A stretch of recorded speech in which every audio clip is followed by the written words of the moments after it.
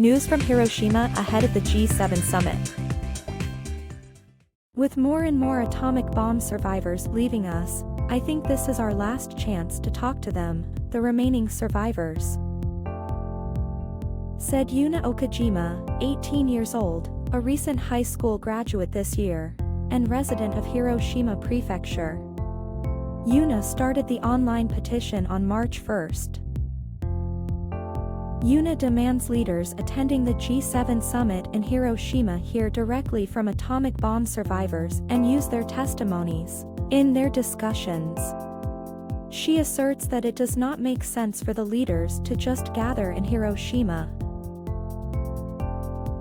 I would like to make sure that this summit does not turn into just a political show or performance, she said.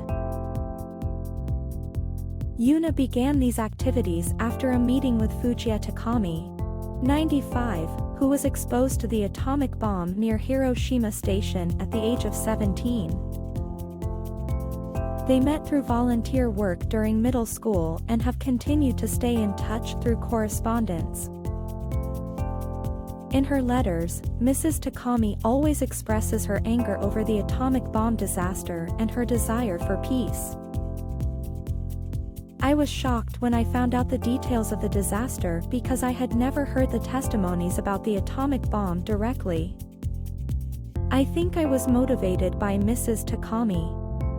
If she had not been here, I could not have done so much, and I am grateful to have met her, says Yuna. On March 10th, Yuna visited Mrs. Takami. The two had been unable to see each other for almost 3 years because of Corona. I missed you so much, said Mrs. Takami, all happy. After a warm exchange after a long absence, they talked about recent developments, and Yuna expressed her gratitude, talking about the new signature collection that had just begun. Mrs. Takami stated, "The atomic bomb is terrifying. It was a matter of life and death. Please do your best to make sure it doesn't happen again. Now the world is in your hands, you must commit to continuing to let the world know, otherwise, from now on, no one will learn about the atomic bomb." Mrs. Takami's words made Yuna's desire for peace even more strong. In conclusion, Yuna stated, "I think that this is the last chance for the leaders of the nuclear weapon states and the countries that rely on nuclear security to meet in the cities affected by the atomic bomb. So I certainly hope that they will meet the atomic bomb survivors and decide to abolish nuclear weapons. And I also hope that they will hold concrete discussions to achieve this goal." Let's move on to the last news.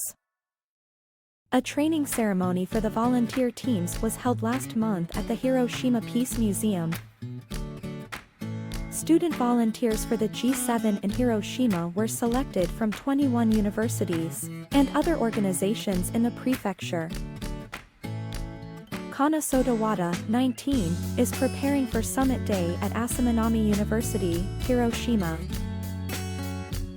Sodawada commented, "I am ashamed to admit that I know nothing about politics, so I hope to change my mindset because of this G7. Sodawada was born and raised in Fuchumaki, Hiroshima Prefecture. In April last year, she was appointed Aki Fuchu Tsubaki Museum to promote tourism in her hometown of Fuchumaki. This time she was introduced by her university to volunteer at the summit. However, Sodawada says she had never heard of the G7 summit before she was asked to volunteer. I read the official G7 website 3 times. I couldn't understand it, she says. But now, she seems to have a good understanding of its contents." The selected student volunteers are divided into 2 categories, hospitality and interpreting. Sodawada will participate in the summit itself and the events to be held beforehand in various locations, using English to assist in the conversations. In the meantime, she is preparing by continuing to study English, focusing on speaking and listening. At the university, she is also part of an international exchange circle and is working to improve his English communication skills, with the help of international students. However, she also expressed some anxiety. Interpreting is a job that requires communicating with people, so I get nervous and find it difficult to use exact terms. At the moment, details of the planned activities have not yet been released, and she concluded by saying, "There is not much time, and I feel impatient because I don't know the details yet and I don't have a vision of what I will do. I want to connect with many people so that as many people as possible like this event and want to come back to this city." According to the Hiroshima Summit Prefectural Council Secretariat, student volunteers will be invited to participate in various events, including the G7 Hiroshima Summit Youth Conference, later this month.